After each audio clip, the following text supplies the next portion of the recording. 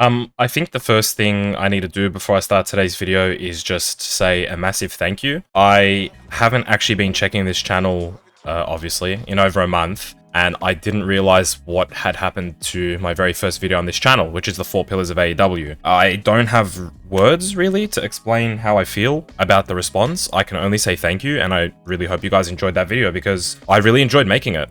The script was so easy to write, it was an absolute blast to record, and I can only thank you guys so much for the support. So if you're returning from that video, please do consider subscribing. You did subscribe already, thank you. And if you're brand new and you enjoyed today's video, please subscribe and watch the first video. And if this is a channel that you enjoy, I've taken a lot of inspiration from Tranquilo Club, obviously, even in the naming of the channel. Please go ahead and subscribe. And like the video if you enjoyed it. So thank you so much, and any recommendations you guys have as well, please drop them in the comments below. So once again, I don't have words. Thank you so much for all the support. The importance of the TNT title. This is a script I've had written since October 21st, but I didn't upload it because I thought nobody would be watching the channel.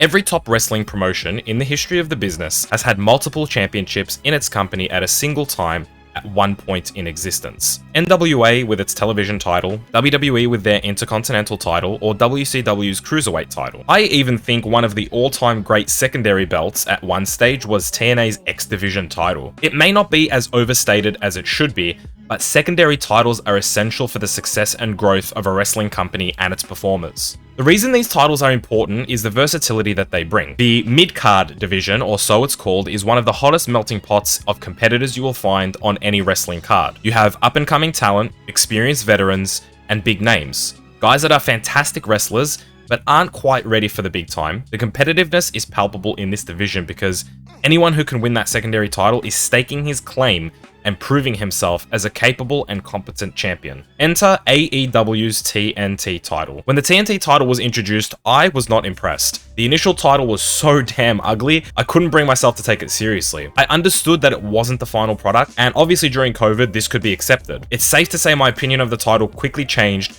with the way that Tony Khan and AEW booked it. A tournament culminating into a pay-per-view finals match to decide the inaugural champion was clearly the first setup to establishing importance and prestige to this title, and its very first champion added to this prestige. Despite what you may think of Cody Rhodes, I still maintain to this day, the same way that I do and will continue to do with regards to Chris Jericho and the AEW World title, that he was the absolute best pick to be the first ever TNT champion. Cody had already gone through a feud with Jericho for the world title and lost, with the stipulation that he could never challenge for that title again. But he was right there. He was a world title guy who was fighting for the TNT title to prove something to himself and the fans. His first run as champion was solid enough, allowing guys like Jungle Boy, Ricky Starks, and Scorpio Sky to be in prominent roles challenging for the title, while also racking up 8 title defenses. By the time he dropped it to the late great Brodie Lee, it was clear that the title was for major players. Tony Khan kept reiterating this was not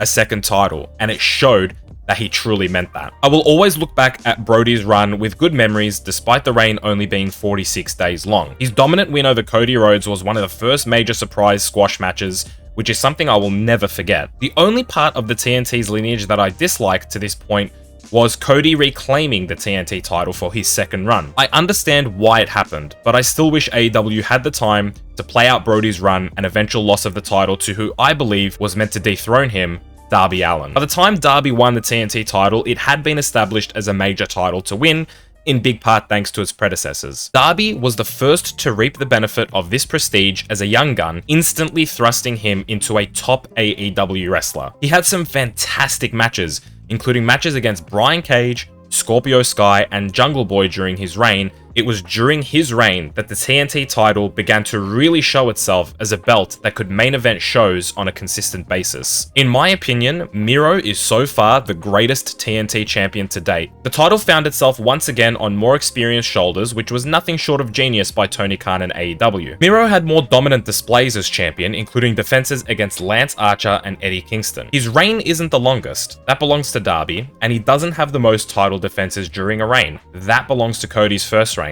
But I believe the way Miro was booked during his time as champion, the way he grew, the dominance he displayed, the new white strap and green accents on the belt, opening up the door for potential design changes in the future, the new intro music, God's favorite champion, the Redeemer. He was a top 10 wrestler in the world with that title around his waist, and he is still one of AEW's major talents thanks to this run. And finally, the man that slayed the Redeemer, Showtime, Sammy Guevara. The title sits on young shoulders once again, back to its black strap and back to elevating another of AEW's 4 pillars. He already has a successful defense against Bobby Fish, and I guess since I wrote this script, Ethan Page and Jay Lethal can be added to that list, and he is primed and ready for a hot run with the title. So what do the TNT Championship holders and reigns say about the title? Well, before Sammy's run, the title had 5 reigns for an average of 99 days per reign, and 5 title defenses per reign. It's clearly a title that is meant to be held for 3 or 4 months at a time,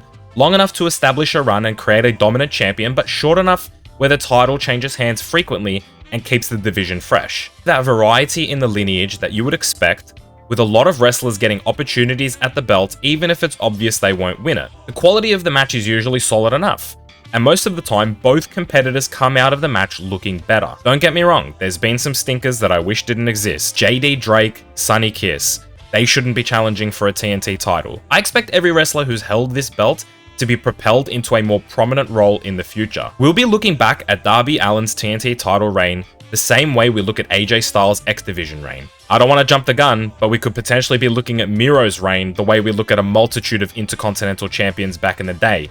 A Bret Hart, a Shawn Michaels, a Razor Ramon. My hope is that this title is a precursor to the holder's future. My hope is that being the TNT champion means you are world champion material and are considered to be an upper card or upper mid card wrestler at worst. WWE's secondary belts have become a joke, and the only other company which I watch consistently is New Japan Pro Wrestling. And while at this very moment I don't have either the Never Openweight belt or the IWGP US belt above our beloved TNT title, if you asked me a month ago when Jay White and Tanahashi were holding those belts, I would say that the TNT title would be below them. I don't want to take away from some of the great feuds this belt has been host to, but I find that a lot of the big money pay-per-view matches haven't really had much of a build to them. And maybe that's intentional. I have no idea. Both of Miro's pay-per-view defenses against Lance Archer and Eddie Kingston seemed to only have about a 2-week build-up. They were still fantastic matches. I just have a hard time buying into a feud that only has 2 weeks build. And again, perhaps that's intentional. The TNT title may not be a storyline-driven title. It may just be a hunting ground full of AEW Supreme Predators